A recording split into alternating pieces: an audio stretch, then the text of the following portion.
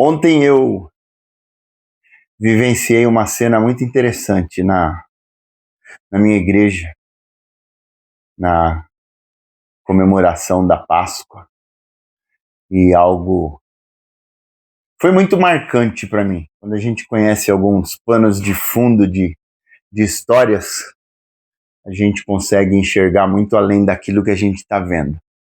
E foi muito especial o que eu vivi ontem. Fica comigo aí.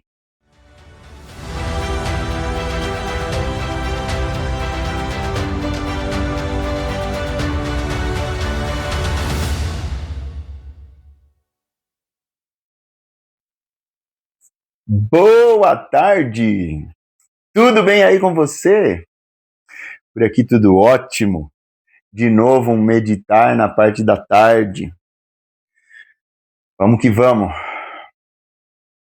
Se você é novo aqui, eu vou pedir para você se inscrever no nosso canal, ativar o sininho para receber as nossas notificações, deixar o seu like ou dislike se você não gostar, não tem problema, e compartilhar esse vídeo, essa mensagem, ajudar a gente na divulgação desse canal que tem como objetivo abençoar vidas, através de uma reflexão simples da palavra de Deus, sempre compartilhar com vocês algo que possa edificar a sua fé, te dar esperança, renovar suas esperanças. Essa é a nossa ideia aqui nesse canal.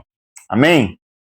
Ontem, como eu falei, a gente teve na nossa igreja a comemoração de Páscoa, e na hora que o grupo musical ali estava cantando, uma cena chamou muito a minha atenção.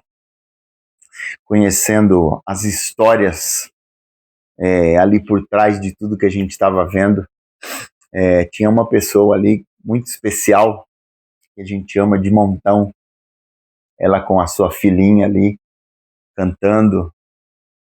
E por que foi especial? Porque Páscoa tem a ver com ressurreição, ressurgir, né? Aquilo que se renova, que se faz novo. E a história ali por trás daquela situação era algo muito comovente, né? Aquela mãe que ficou viúva, perdeu seu esposo há um tempinho atrás, e com uma filha pequena ali, as duas adorando. Por que foi marcante? Porque foi a primeira vez que ela voltou pro púlpito, depois de tudo que aconteceu, e ver ela ali louvando a Deus com a sua filhinha, né, nessa mensagem de ressurreição, de vivificação, de renovo, é algo que foi muito especial. Eu mal consegui me conter, as lágrimas desceram de uma forma assim muito intensas, de ver aquilo que estava acontecendo, da esperança que nós, como cristãos, temos, né, de um dia estarmos todos reunidos novamente por causa da ressurreição de Jesus. Isso é algo que é muito poderoso, muito poderoso.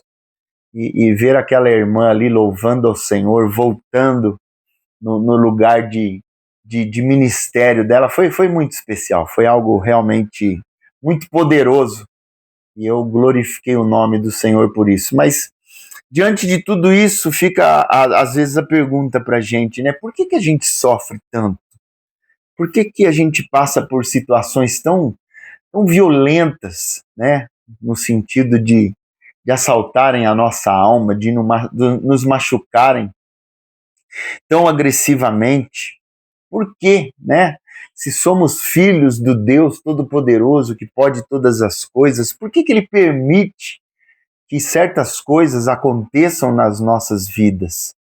Por que Ele não nos livra de certos dissabores, de certos sofrimentos? E pensando nisso, eu fui levado a um texto que a gente encontra aqui, na segunda carta de Paulo aos Coríntios. E isso faz muito sentido quando a gente consegue enxergar nessa ótica, né, a questão do sofrimento. Quando Paulo, lá na segunda epístola aos Coríntios, no capítulo 1, a partir do verso 3, ele diz assim: bendito seja o Deus e Pai de nosso Senhor Jesus Cristo, o Pai de misericórdias e Deus de toda consolação, É Ele mesmo que nos conforta em toda a nossa tribulação, para podermos consolar os que estiverem em qualquer angústia, com a consolação com que nós mesmos somos contemplados por Deus. Porque assim como os sofrimentos de Cristo se manifestam em grande medida a nosso favor, assim também a nossa consolação transborda por meio de Cristo. E aí ele continua esse texto, mas eu entendo através dessa palavra de Paulo que a nossa tribulação é na tribulação que a gente desfruta da consolação do Senhor, da presença do Senhor, do cuidado do Senhor. E esse texto está falando que as nossas tribulações, elas produzem essa consolação para que nós possamos consolar outros que são atribulados. E só de ver aquela cena ontem, do que aquela irmã passou, a gente esteve muito perto do sofrimento quando tudo aconteceu, e foi muito pesado, foi muito difícil de assimilar, de digerir tudo aquilo. Sabe, um homem novo, envolvido no ministério, um cara dado assim, sabe, super extrovertido, faz muita falta. E a gente não tem todas as respostas, mas de uma coisa eu tenho certeza, olhar para aquela irmã ontem e ver ela ali adorando com aquela coisa espontânea, genuína, ainda que no meio de lágrimas, em meio às lágrimas, aquilo mostra para a gente que existe algo ali muito mais profundo, e é a presença de Deus, é a consolação, é o cuidado, é o carinho do Senhor com aquela vida, falando assim: filha, eu estou no controle. Quando você perdeu o seu marido, eu também estava presente, doeu em mim também. Mas hoje, olhando aquilo, ela com a sua filhinha, e eu fui abraçá-la no final do culto, com meu coração muito agradecido de ver aquela cena, de saber que essa consolação que Deus está falando aqui na sua palavra alcançou aquele coração, e de uma forma que a alegria transborda naquela vida. Então, o que eu quero deixar de mensagem aqui hoje para você, que talvez esteja passando uma situação de muita dificuldade, de muita tribulação. Se você é do Senhor, eu quero dizer que o que o Senhor está produzindo em você vai servir para consolar muitas pessoas no futuro. Talvez nesse momento você não consiga entender, não consiga enxergar dessa forma, porque está doendo, e realmente é muito doloroso muita coisa que a gente passa, mas eu quero te dar uma palavra. A Bíblia diz: ao anoitecer pode vir o choro, mas a alegria com certeza virá pela manhã. Claro que isso falando num período de tempo que não necessariamente uma noite e uma manhã, mas a certeza é que se tem choro, a alegria está a caminho. E o que você está passando, o que você está experimentando, saiba, vai servir para consolar muita gente ainda. Porque o Senhor é com você, Ele vai trazer a vitória, Ele vai trazer o renovo, o descanso, o refrigério que você tanto está buscando se está passando uma situação de noite escura, onde às vezes parece que não tem saída, não tem solução. Eu quero finalizar esse pensamento com um texto que a gente encontra lá na primeira carta de Pedro, no capítulo 5, quando ele fala do próprio exemplo do Senhor Jesus, e que a gente possa tomar isso para a gente como um modelo, sabendo que aquilo que a gente está passando, por pior que seja, existe um começo, um meio e um fim. E o fim é glória, e ele vai chegar. Olha esse texto de 1 Pedro, capítulo 5, a partir do verso 6, quando ele diz assim: humilhai-vos, portanto, sob a poderosa mão de Deus, para que ele, em tempo oportuno, vos exalte, lançando sobre ele toda a vossa ansiedade, porque ele tem cuidado de vós. Sede sóbrios e vigilantes, o diabo, vosso adversário, anda em derredor, como leão que ruge, procurando alguém para devorar. Resistir-lhe firmes na fé, certos de que sofrimentos iguais aos vossos estão se cumprindo na vossa irmandade espalhada pelo mundo. Você não está só.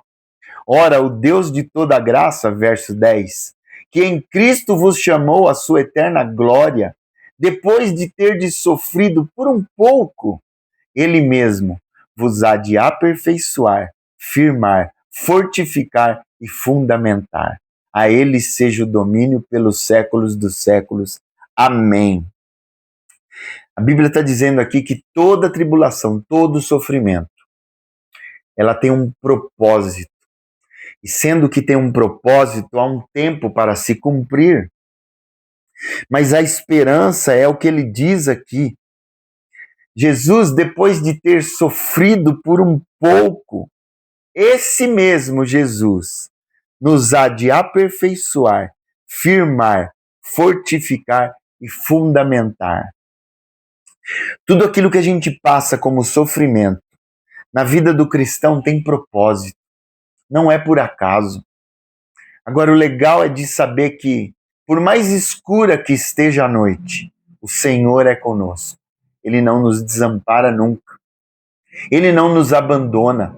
Ele está forjando em nós um caráter que precisa do sofrimento como ferramenta. Então, meu irmão, não reclame, não murmure. Simplesmente adore, entendendo que vai passar. E que você vai sair desse processo muito mais forte do que a maneira como você entrou. Se de repente você perdeu uma pessoa querida, você vai reencontrá-la. Essa é a esperança da ressurreição, daquilo que Cristo fez por nós, nos dando vida nova, vencendo a morte. Então, não desanime. Se o sofrimento está pesado, divida as cargas com algum irmão, uma irmã. Peça oração, ande junto, não fique sozinho. Sabendo que aquele que começou a boa obra em vós há de completá-la até o dia de Cristo Jesus. E não murmure, não desmaies. O Senhor conhece o seu limite, Ele sabe até onde Ele pode ir.